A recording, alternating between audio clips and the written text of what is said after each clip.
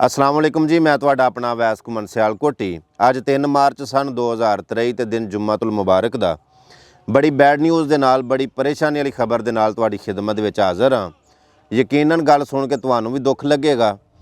मेरे नां दी किसी ने WhatsApp दे उत्ते फेक ID बनाई और मेरी तस्वीर ला के ते कोई बंदा फ्रॉड कर रहा है, यानी कि मेरा नां लैके मेरी तस्वीर ला के ते लोगां कोलों उधार पैसे मंग रहा है।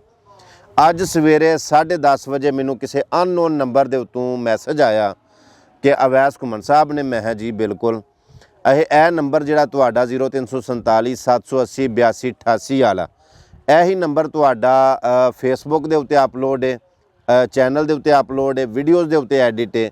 तो मैनू एक होर नंबर के उत्तों तुहाडी तस्वीर लगी है तो तुहाडे नां दी ID बनी है। तो मैनू मैसेज आया है कि मैं अवैस घुमन सियालकोटी हाँ तो मेरा दोस्त हॉस्पिटल है, उसकी बीवी बीमार है, लिहाजा मैनू 50,000 रुपया उधार चाहिए तो मैं कल वापस कर देंगा। तो घुमन साहब तुहाडा नां लैके कोई बंदा फ्रॉड कर रहा जी। मैं उन्होंने कहा यार गल तो बड़ी परेशानी वाली है, लेकिन तू इनू कह सू कि मैनू वॉइस मैसेज करे। वो तेनू जिहड़ा वॉइस मैसेज भेजेगा वो मैनू फिर सेंड करी, तेनू पता लग जाएगा कि मैं हाँ कि कोई होर है। फिर मैं उन्होंने कहा कि तू इनू कॉल करी तो जी रिकॉर्डिंग हुई मैनू सेंड करी।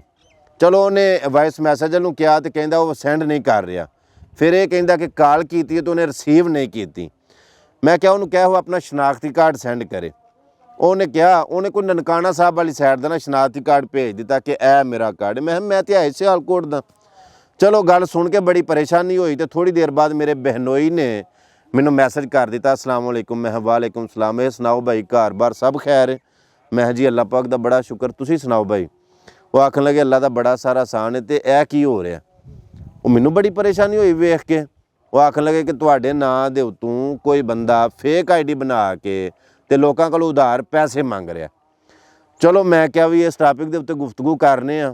अगे सुनीदा सी कि लोकां दियां फेक आईडियां बना के लोग पैसे मंगते हैं, अज अपने नाल भी हत्थ हो रहा। चलो गल की टेंशन तो बड़ी हुई है। मैं स्पैशल तुहाडे सारियां दी खिदमत दे विच इस वास्ते हाज़र होया कि मेरा एक ही नंबर है जिहड़ा कॉल का नंबर है और वही नंबर मेरा WhatsApp का नंबर है 0347 780 82 88 0347 780 8288। यही मेरे WhatsApp का नंबर है, यही मेरी कॉल का नंबर है।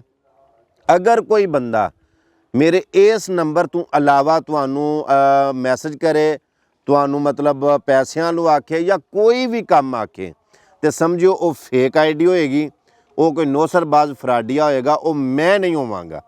लिहाजा कोई भी एतबार करन तो पहला, एतमाद करन तो पहला नंबर नोट कर लियो कि 0347 780 82 88 है वे। अगर यह नंबर नहीं कोई होर नंबर है, बेशक मेरा कोई नाम ले भी, मेरी फोटो भी लाए या मेरे नाम की ID बनाए तो उहदे ते एतमाद नहीं करना, एतबार नहीं करना। अगर तुसी कोई लैन देन करो या कोई भी तुहाडा मामला होवे तो उहदे जिम्मेदार तुसी खुद होवोगे, मैं उहदा जवाबदेह नहीं हाँ। क्योंकि मेरे नाम के फेक अकाउंट भी बने फेसबुक के उत्ते, टिकटॉक के उत्ते, वो सब समझो कि फेक ने, जैली ने, मैं उन्होंने जिम्मेदार नहीं।